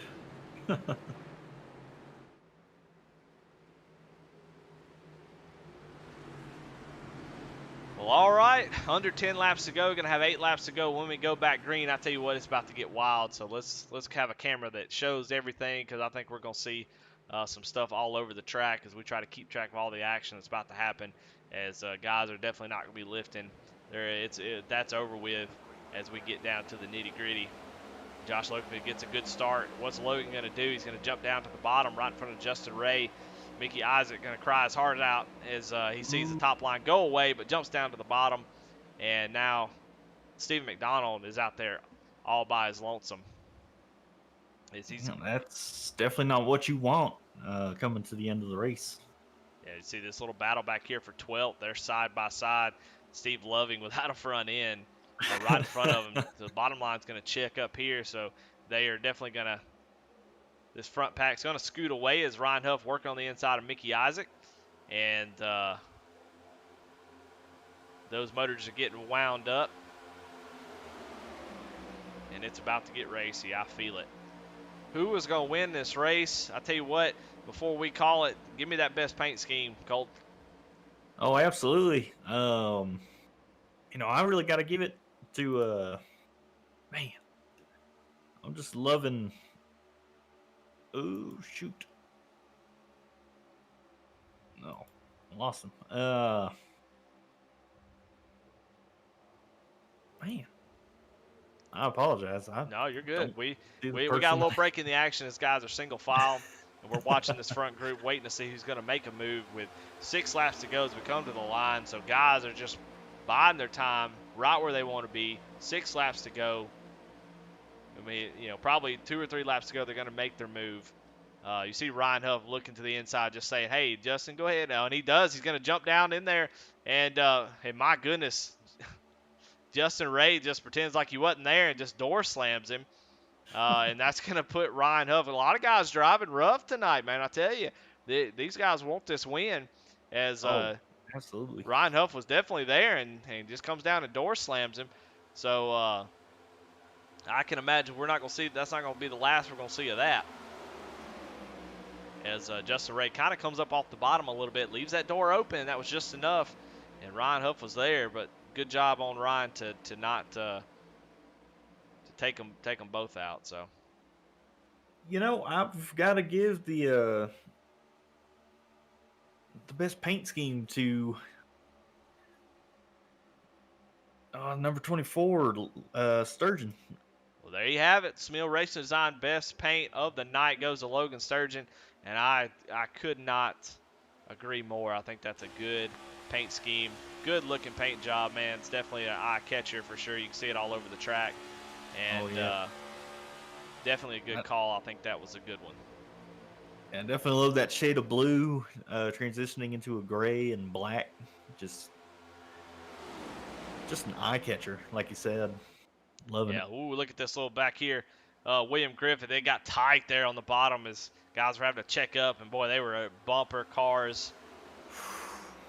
It is getting spicy here. 4 laps to go. Where is the winner going to come from? As Josh Lokovitz has been out front this last little run, and but man, I can tell you, it's about to pick up for sure. Oh, absolutely. And I mean, I'm pretty sure coming close to the final lap of the race, as we got a few people jumping up outside. That would probably be Ryan Huff's best option, is just to jump onto the middle lane and see if we can get Griff or anybody else behind him. Give him a bit of a shove. Yeah, that's when you're praying that the guys behind you, y'all have been, friends, and y'all have raced well together, and just kind of go, man, is this guy gonna go with me if I go high, or is he gonna leave me high and dry? So you got some guys racing back here side by side, but you see how quickly that gap pops up as Mickey Isaac drops back a little bit. He should catch back up. Right now, all eyes on this top 5 as we are 2 laps to go, coming to the white flag. Who is going to make the move? When are you going to make the move? As you see, Ryan Huff gets a huge run there, but backs out of it just a little bit, not ready to make that move just yet. So, man, time's running out, Colton. Yeah, and here comes the 0-1 car as well. Mickey Isaac ready to make his move, see if anybody jumps up there in front of him. Huff is trying. White flag is out. Ryan Huff is on the outside. Ryan Huff jumps up to the outside. Who's gonna? They really need to go right then. That's gonna hurt them. They just don't have enough time. Mickey Isaac gonna try to make that outside work again. Does have a huge run here. Got a little bit of help from Kyle Roberts, but not enough. So I don't know if they got enough time. But Logan Sturgeon is going to go to the outside, but no help from Justin Ray. But he's got the side draft. Does he have enough momentum to hang on to it? He gets into Josh Lokovitz. Yeah, comes down on Lokovitz's side and goes down and just and hits Justin Ray. And we got a big wreck at the line. But Josh Lokovitz is going to hang on to it and win the race tonight. Wins the Michigan 200. Man, what a great finish. What a great race by Josh up front all night long, and takes home the victory in a crazy finish. I'm not sure if it was crazy or just I don't know. It didn't seem like there was much there for anybody, as everybody just seemed to kind of stall out, and guys were just bumping and banging trying to get as many spots as they can. We'll go back and we'll watch that last lap if we can. I got to give it to Logan there, man. Great driving from him. That was... Oh, man. Let's go back and watch this last lap if we can. You can see he got a little bit of gap there as he was trying to set that pass up. Gets a run down the back straightaway, and Josh Lokovitz all over the bottom line, shoots up. Logan does, and he has a big run, but Justin Ray just did not go with him. I think had he got a little help there, that'd have been all he needed. And so Logan, knowing that he was in trouble, comes down, tries the side draft, gets a little contact there, and then comes back down and just slams into Justin's Ray door. And Ryan Huff going to come away with second place because of that, able to stay out of trouble. But wild last lap there as the Rebels Demo Derby is going on right now. Got to Got to keep with tradition, man. Tradition's still alive.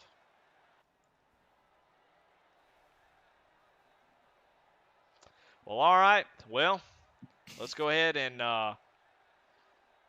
let's talk about the results, and then we'll get these guys in here for our Shappy edits.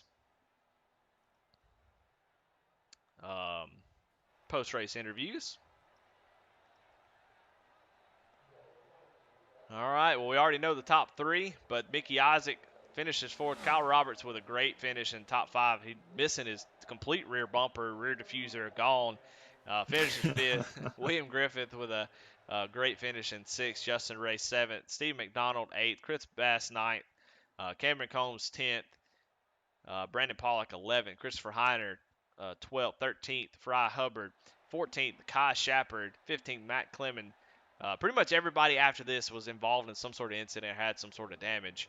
But Steve Loving 16th. 17th. Jonah Colbert.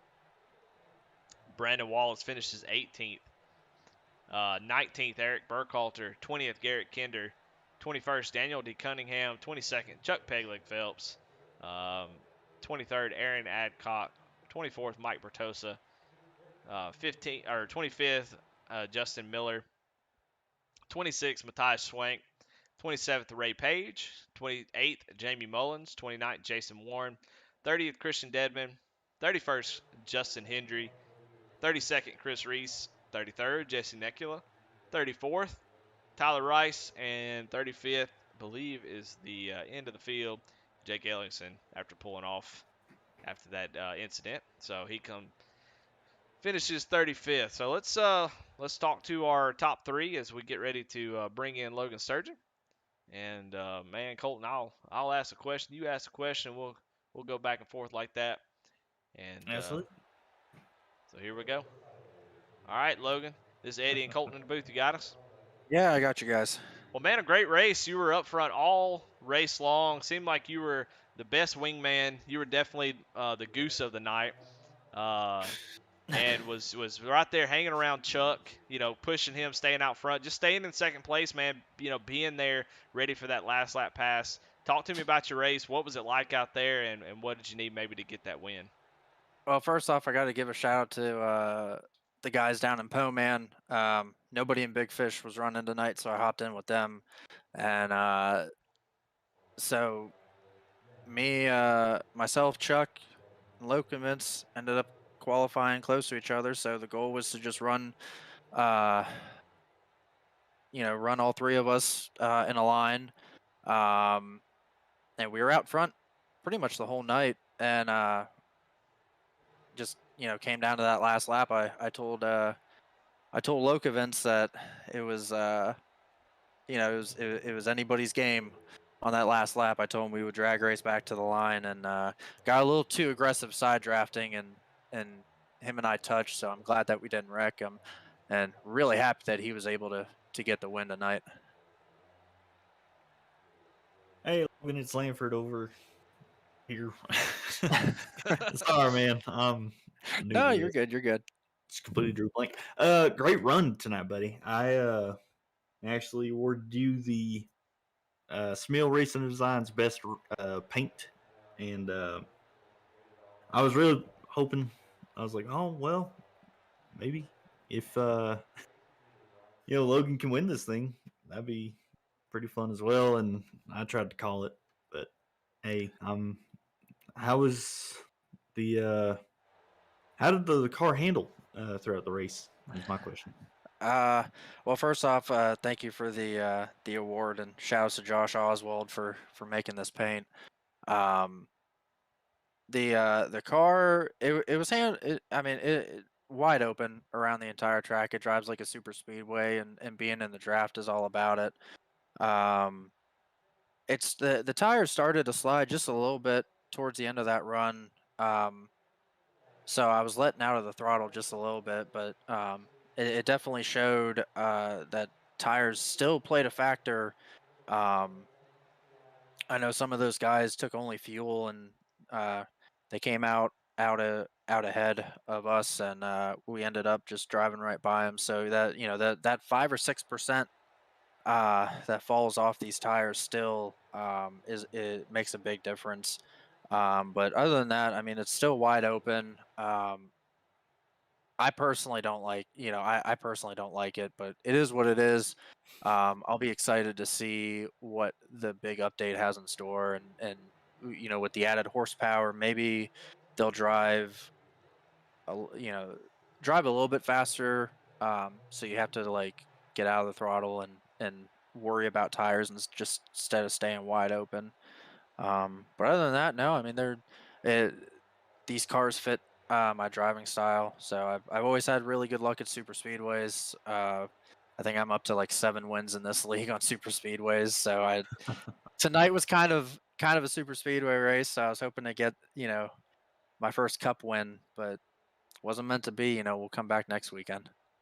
Well, man, still a fantastic race. I mean, you did everything right. Just needed a little bit of help there on that last lap pass. But who you want to shout out? Who you want to thank for tonight's race? I got to give a shout out to Intensity Broadcasting, Eddie, you and Colton for putting it on. Poman Motorsports, Big Fish Motorsports, guys over at BD Racing. There's all right. I won't be too professional. I know there's a list. So give me 1 second. Give me 1 second. Okay. Let's see. Yeah, we're just Smeal Racing Designs, Shibu Crypto, and then ORRL Farms is the main sponsor. So sorry, I'll be better at that next time. It's all good, man. It's all good. The Shibu Ibu crypto gets me every time. So, oh man, congratulations, third place finish. Would have liked to see you get a win, but you know what? Third place sometimes is not too bad. A lot of guys had a lot of bad luck tonight. So, congratulations again, and we'll hopefully see you next week and be talking to you then. All right, man. I appreciate it. Well, all right. Well, let's bring in our second place finisher and let's bring up Chappie Edits, and he's gonna be our Ray Cobb hard charger. Ryan Huff, this is Eddie and Colton in the booth. You got us? Ryan, this is Eddie and Colton in the booth. You got us? Man, it happens. It happens. Sometimes you get these long races. Might have to run to the bathroom. Mike might be messed up. We'll get him in just a minute. But let's go ahead and talk to our race winner, Josh Lokenvitz. Let's do it, buddy. Josh, is Eddie and Colton in the booth. You got us?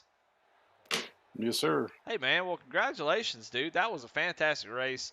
You were up front pretty much all race long and was able to stay out of the mess, stay out of the trouble. And there at the end, just nobody had anything for you, man. So congratulations first and foremost on the win. Tell us how you were able to do it, man. Talk to me about the race. You know, a lot of guys, people watching, don't know what it's like to run Michigan in the next gen car versus the Gen 6. What's it like out there, and how were you able to keep her up front? Well, I mean, with as wide as it is, it's almost identical to running Talladega at this point. I mean, we'll see what the update brings and if it changes anything. But I mean, you're pretty much just wide open all the way around the bottom, hoping they don't get around on the top, really. Well, I mean, what was your plan? You know, if you weren't having the lead there, where you're going to try to get up to the top side and make that top side work. We saw Ryan Huff able to make that work. You know, it just seemed like just couldn't get enough people up there to keep it competitive. You know, would you ever think about getting up on the top side? You know, would you have made that move, or are you just kind of glued to the bottom? Yeah, I mean, if I wouldn't have been leading, I'd have given it a shot for sure. And Ryan got up there; he had quite a line behind him, pushing him to the front. I think as long as you could have hit the quarter panel, these cars side draft like crazy. So I think it would have been possible if a guy could get up there. If it would have been flip flopped, then Logan would have been leading. I'd have been second. I'd have sure given it a try. That's for damn sure. Hey, Josh, it's Lanford. Just a quick question for you. Kind of the same thing I asked. Oh man, I apologize. Same question as last time. How did the car handle for you? Like, was it comfortable? Was it not comfortable? It wasn't too bad. I was staying on the bottom. It would. I mean, it'd start to push once you got, I don't know, 25, 30 laps on the tires. But, as long as you kind of just burped it a little bit getting in and sucked it down and held it there, you'd be all right. But that wasn't bad. I mean, we were, like I said, aside from just as soon as you got in the corner, we were wide open almost all the way around. Well, all right, Josh. Well, congratulations. The Councilman gets a win tonight, man. So congratulations. A hell of a race to win. Good place to get it. So congratulations again. Who you want to thank and who you want to shout out for tonight? Well, thanks, guys. I appreciate it. I was listening to the broadcast. I'll try to do better at this than Logan did. No, we'll I mean, obviously Logan, he would push me for probably over half the race, I think. Chuck Phelps, we were working with him for quite a while, and unfortunately he got caught up into something. But the three of us working together, we're having a hell of a fun time. So, aside from that, I mean, the league obviously is huge. You guys at Intensity for putting this stuff on and letting people watch. I don't know if it's as fun to watch as it is a race, but I enjoy it. So, let's see what else we got here. Smith Racing Designs, Shibu. I tell you what, I heard you guys talking about that. I know I made some money on it. It's heading north, so time to buy in. Going to the moon, huh? Well, I don't know about that far, but we'll take it. What else we got here? Kinder Farm and Ranch Thunderstruck Super Series. I know they're a sister league that runs a lot of fun late model stuff over there. So, Oh yeah, absolutely. Well, all right, I think man. that'll about do it. Well, congratulations again. This is an awesome race to win. So competitive. 35 drivers tonight, and you came away the winner. So congratulations to you, man. We'll see you next week. Hope to be talking to you again. Thanks a bunch, guys. Appreciate it. Later. All right, let's try Ryan Huff one more time. We'll see if his stuff is working. He said he was having issues. Ryan, this Colton and Eddie in the booth. You got us? Yeah, I got you. Sorry about that. No, it's okay. Well, Ryan, man, you had a great race. Started in the back and worked your way all the way up to the front. Had a nice little outside line push. Got you out front, but came home second place. Nothing to scoff at. Talk to me about your race, man. What were you dealing with, and what did you need to maybe get that win tonight? Yeah, it was a heck of a run. I honestly didn't even expect to finish in the top 5 starting that far back. Just kind of avoided the trouble early. Didn't expect to have that many cautions the first 15, 20 laps like we did. Normally Michigan's pretty good. Just got through those and then just rode and everything kind of fell into place from there. Hey Ryan, it's Lanford. Just a quick question for you.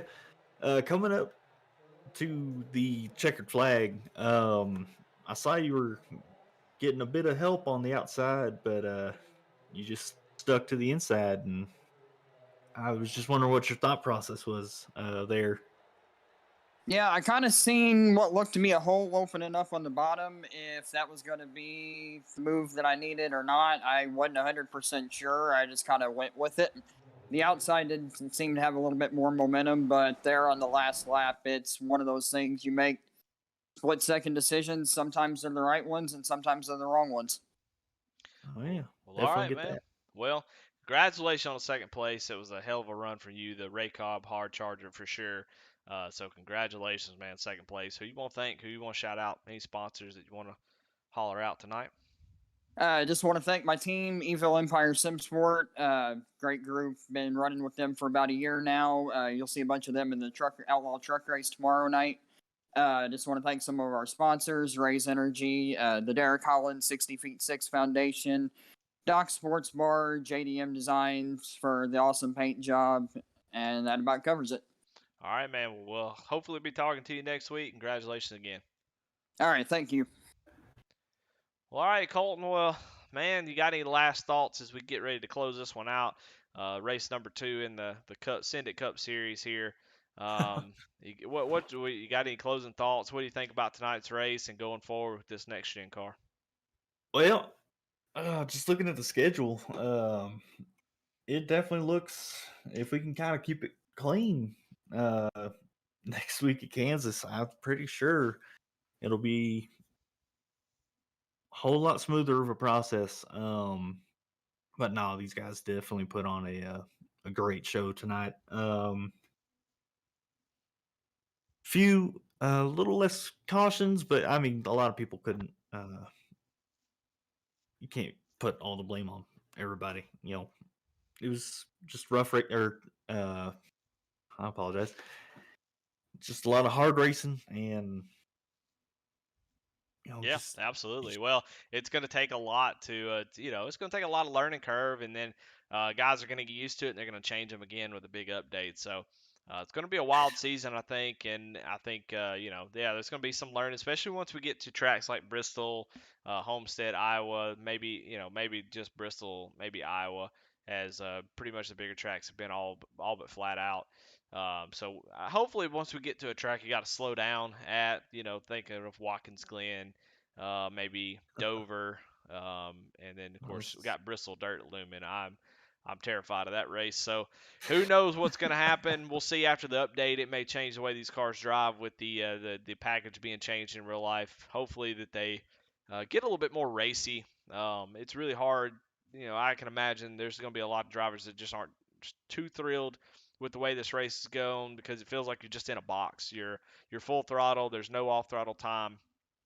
And in real life, you can have a faster car and be full throttle and be able to have some separation. But here with a fixed setup, very little tire degradation, you're just wide open and you're hoping that you make the right moves. You don't get shuffled out, and it can be a frustrating experience. And I would imagine there's going to be a lot of drivers that are frustrated tonight. I can honestly say this package on the track, the way that it is right now here, it leaves a lot to be desired. So hopefully that improves and we see some improvement there so we can because at this moment, sadly, and I can't believe these words are coming out of my mouth, I think the Gen 6 were a little bit better racy car than what we have right here. So be interested to see what changes, but so far, it's just a tough race. It's just a lot. I mean, you got a lot of guys making wild moves because you have to. You feel like you got to take every run you get. It seemed like it was a frustrating experience out there, but like I said, we'll see how that changes. But anyway, want to thank everybody that was watching here tonight. A lot of people active in chat, so definitely always glad to have those people being active and being, love to hear y'all talk, love to communicate with y'all, be a part of the stream, and definitely want to thank Original Rebels Racing League, ORRL Farms, Put Rehab Incorporated, Custom Steel Buildings, Smill Racing Designs, Shibu Inu Crypto. I want to thank Intensity Broadcasting for letting us use their channel tonight. Chuck Pegleg Phelps, P&J Motorsports, Evil Empire, SS, Thunderstruck, Super Series, Kinder Farm and Ranch for sponsoring the Wreckage Rewind, as you saw, BK Motorsports, Cebulski Window Tinting, Mr. Irrelevant Ward. I never know who they give that to, so I'm going to say that's me. I'm Mr. Irrelevant tonight. And but yeah, still, regardless of how the racing was and how many cautions, Josh Lokovitz still needed to play all the cards right, and there's definitely no luck and no he didn't luck into a win tonight. He was there up front all race long, made the right moves, kept his nose clean, and came away with the win. So as we hit next week, we're gonna I don't know what Kansas is gonna be like. Gonna be probably flat out all over the track, but who knows? May surprise us. We might see some good racing, and it might throw us for a loop. So, I want to thank you, Colton, for broadcasting with us tonight, and thank y'all for watching. I'm Eddie Smith, Colton, and we'll see y'all next week. Take care.